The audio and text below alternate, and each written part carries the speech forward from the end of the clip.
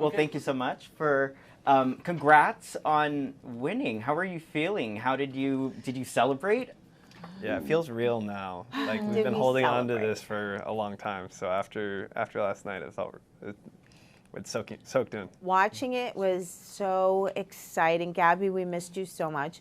Gabby was on a plane. She was on her way here, but we were together at Alan Cummings' bar. And it was just really cool to watch with a group of people cheering us on and things like that. And the end was so heartfelt. It was. The 2 times I watched it, last night and then just before the reunion, I had a little tear in my eye when we all. It was really sweet, emotional. Oh, yay! Well, I think that's the reaction to this season is that, you know, to see it's a large group also of faithfuls that won, and you kind of did the right thing, and I think that's been different from past seasons. So especially last season MJ was horrible what they did. Yeah, but it's happened before. Right. What's it feel like to do the opposite and to come to the end as kind of on the good side of things, right? I think it's what the world needs right now, a little bit of that. Yeah. I wonder how many gamers broke their TV. Yeah. That's what I want to know. Yes, yeah, they're probably so pissed. I mean, at that point, like, I feel like I was so positive that all of us were faithfuls just because of how the Traitors have been acting and, like, how many of them there were. There were just, like, different clues, I feel. So it would have been just betrayal at that point for, like, what, $15,000 extra before taxes. I'm still waiting on my money. So it's, like, it's just not worth, like, I guess, the dignity, which I usually don't have a lot of. We would have thought, I think each one of us would have felt really bad if we had just voted one extra person out just for the sake of it. You know, it chips away at you while you're there, and you vote out a friend, and then you're wrong. And then, like, you know, that kind of takes something away from you while you're playing, so that the next time you vote, you're skittish. Because you're like, I don't want to do this again and be wrong. If you do it and you're right, it doesn't matter if it was your friend or not. You're like, yeah, it was worth it. But when it's done in vain, whew, you have you go to sleep with a guilty conscience. And I said in the show too, like it really is more special that we can share it. Like if I wouldn't want to be doing this by myself right now. So like the fact that we're all here together, it's really fun. It's adding to the experience overall. But what if one of you had been a traitor? Yeah. That's the nature of the beast. Right. You know what you sign up for. You would have cut your losses and gone on that same flight home. And go on with your life, and then watched it over and got stabbed in the throat again. Every time you watch it, you probably get sick to your stomach, and then you get over it. I think Dolores would have been real mad at me if I was. No, I would have been. You would have been, by now, you would have forgiven me. I threatened your life, but I didn't mean it like that. I just wanted you to tell me to my face. And then I would have been okay. Of the 4 of you, who do you think it would have been if it had been one of you? I think I was in the most hot water. It would have been you, Dylan. Yeah. But you know, had it been you, I would have been fair play to you. You did a right. job. Yes, you would have And been you can't such a complain. good traitor. It's a Had game. everyone fooled. You're like ready to die at that point. Looking back on the missions, they're kind of intense. Did you have any favorites? Some were pretty bad. The bugs looked... I feel like I would be able to get through it. I tell myself that for the money and the game, right? But you don't know until you're there. Yeah. I hated every single mission. I think the production team who does the missions should be fired. Or put through it themselves. Yes, We're so the opposite. So that was the best part of every day. Besides the trivia. I loved the missions better than the round table. The round table just really stressed you out. It took years off my life, everyone. And so the missions at least were fun. Yeah, the missions were fun. I mean, I really enjoyed. I'm like you, Dylan. Yeah. The bugs was good fun. Didn't bother me. Oh my God. I had a snake at school. Yeah, I thought that thing was going to kill me for sure. There were so many times that I'm like, oh my God. And animal control was there to make sure the animals were safe. I'm like, well, you're putting them in danger by putting it on my shoulders. The bugs was the most fun until I lost. And then I realized I was holding Tom Sandoval's hand for 30 minutes.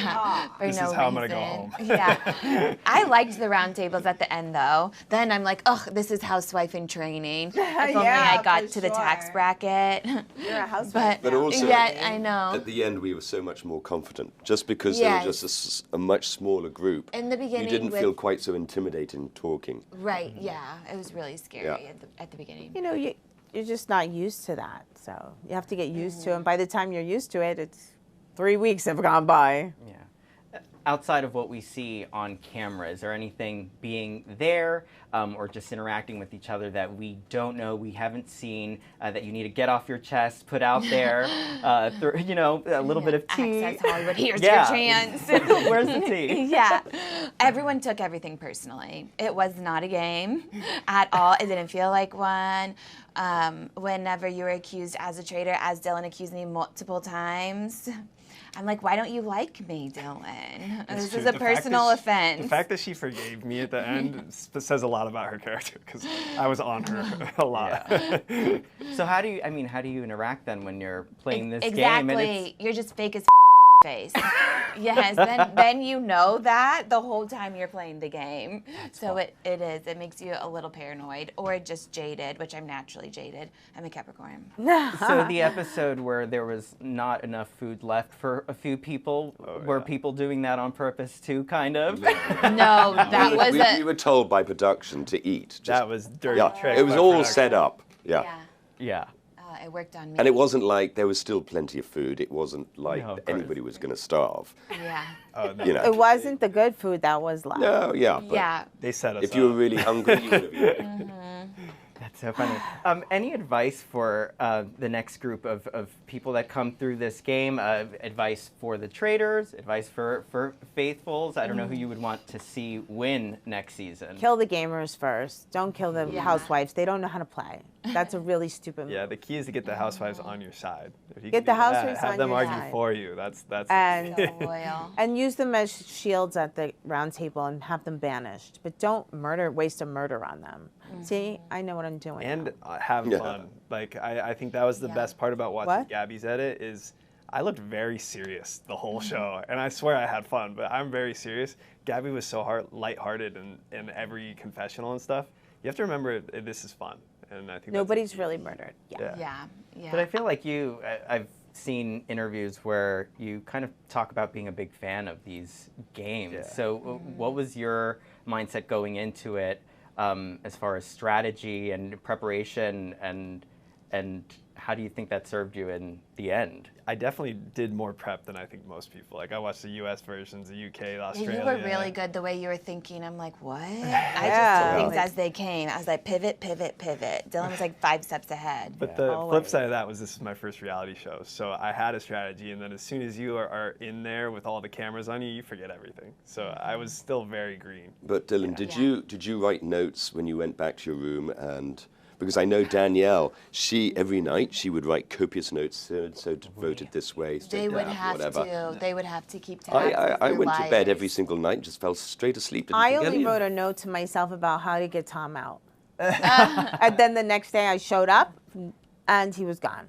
So what was this you writing in lipstick on the mirror? That was just me thinking about Tom?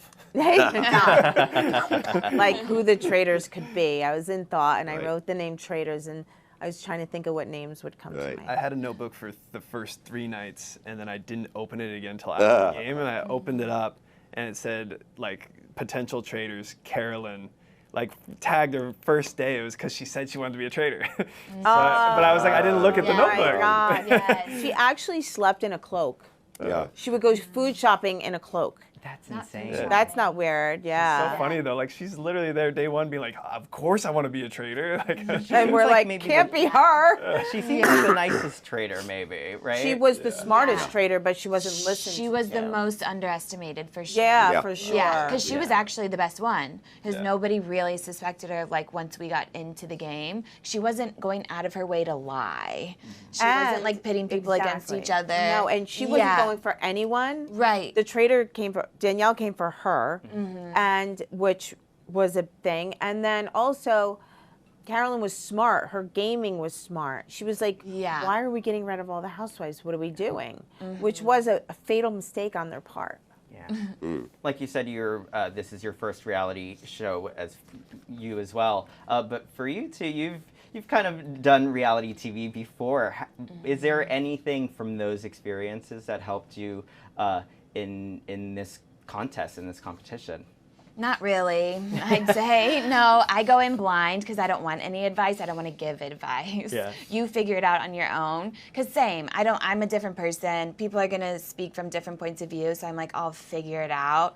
Believe you me. But in all the other reality shows were much different. So it's like, whatever. Take What's each more as they come. Where are there more traitorous people or behavior in right? Bachelor Nation or the Traitors? I would say on the Bachelor cast, when I was on The Bachelor, those women were scheming, not to your face, and they didn't say it in interview, but yeah, they would do great on Traitors, honestly, as a traitor.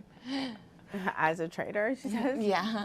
Well, see, Housewives of New Jersey, as you know, is you really better be thick-skinned and you better be tough. So there was at no given time that I would fall apart under any circumstance or like cry or shake or so that's like that 8 years of being on the Housewives really prepared me to get through any situation. So that was mostly just. But I did a reality show called The Island with Bear Grylls. So that was 5 weeks, literally non-stop, with cameras in your face. And again, we had to do diaries, video diaries every day, which is the same as going into the MIV room or whatever. Yeah. So I think the biggest thing I got from that they had, 40, 50,000 hours worth of content for every episode. I don't know what. It was just enormous because there was 12 of us. So actually you worry about all the little things that you said, or I did that, but for the most part, it's all edited out. And the stuff that you never imagine is going to be put in is put in. Yeah. And the stuff that you worry about is never there. Well, not always, never, but sometimes. Right, and then you're surprised. You're like, wait a second. You can't lose sleep over it, though. No. When you say something on camera, you can't stop it. You can't put the toothpaste back in the tube. Exactly. Yeah, so true. And you can't worry about it because you cannot. Yeah. It's either going to come out or it's not, and you have no control over it. Mm-hmm. The worst traitor and the worst faithful. In this episode, in this series. In this series, yep. Bob the drag queen was the worst. He was out first. But right. He was also so good, though. He never would have got me because he was the same kind of as Carolyn. He wasn't going for anyone, and whenever we were like friends, but we never talked about the show. I'm like, wait a second. He could just like divert me. But all the things that you guys said at the end, like kind of how like boisterous and like tried to overtake things, I'm like, oh, that made sense. If he would have watched the show more, if he was more, because he's so smart, like you can't brilliant across the board. If he would have been more prepared, he would have won hands down. But I don't think he cared. Yeah, he made a splash. We're still talking about him. Yeah. So. Worst faithful. Worst faithful. Who? Tom was the hardest to get along with as a faithful for a long time, but we ended up working together. He came through in the end. We worked together a lot. But you had to reel him in. Yeah. Tony, hands down. So one thing that Bob the drag queen said was very interesting, and it was a really strong statement. He said, "What's worse than a traitor is a bad faithful." Yeah. Mm-hmm. Which I don't know if that's true, but that's a good line. It's so good. Yeah.